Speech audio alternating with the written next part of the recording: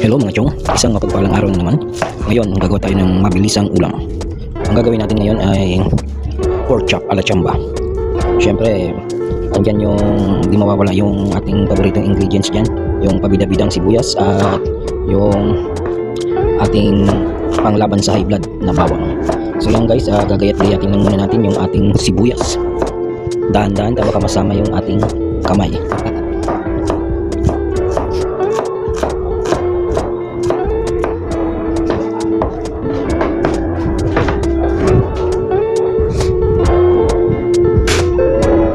Tapos isasalang na natin habang nagagayat ng mga ricado yung ating kawali. Papainitin na natin at didikdikin na natin yung ating pangontra sa mga high blood at pangontra sa aswang na bawang.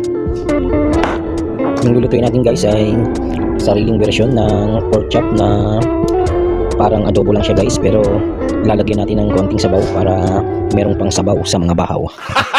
Gagoy!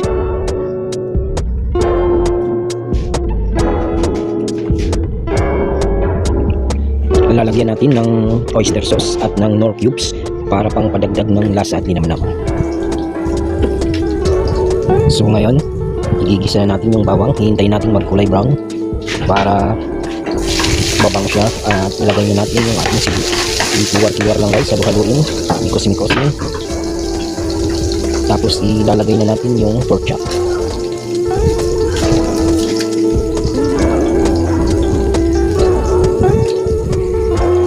Ang tagal malagay yung pork chop. Lalagay pa natin yung nor cubes. Tutunaw-tunawin para kapit na kapit yung lasa.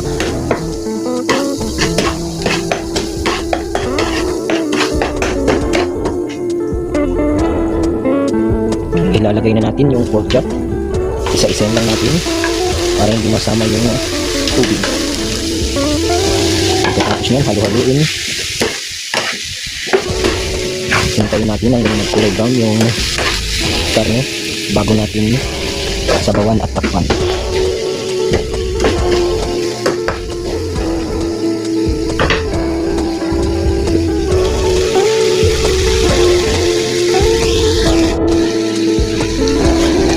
Lagyan natin ng pamintang durog at pakuluin. Ilagay natin yung daon ng laurel, pampabango, pampadagdag ng aroma.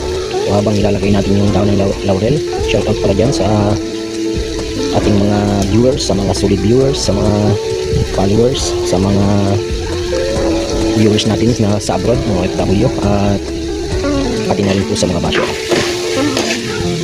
Shout out pala dyan sa mga tropa natin sa Kabikulan, tropa natin sa Olongapo, at sa tropa natin dito sa Puligarao City. So habang hinintay natin yung kulay brown, tatakpan natin at lagyan ng isang tasa ng tubig.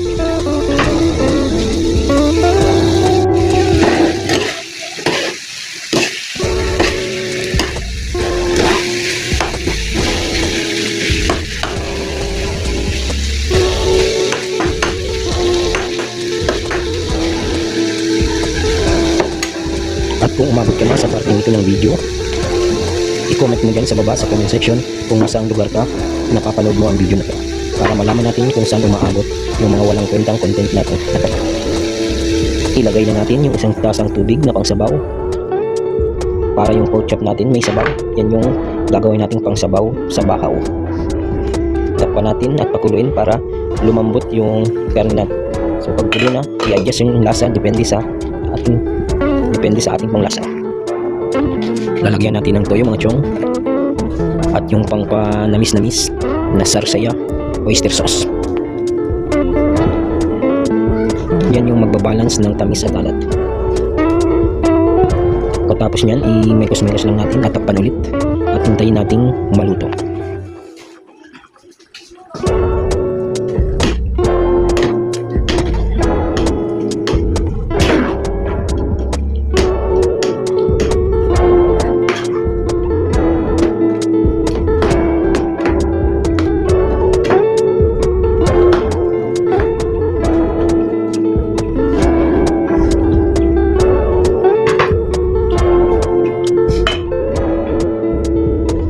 Ayun guys, takpan na natin at pag pumula na, ibig sabihin malambot na yung karne, luto na, nanunot na yung mga pampalasa sa karne. So yun guys, ganun lang kasimple at kabilis gumawa ng simpleng pork chop ala chamba. Huwag niyong kalimutan guys na mag-follow. Thank you. Keep safe. Peace.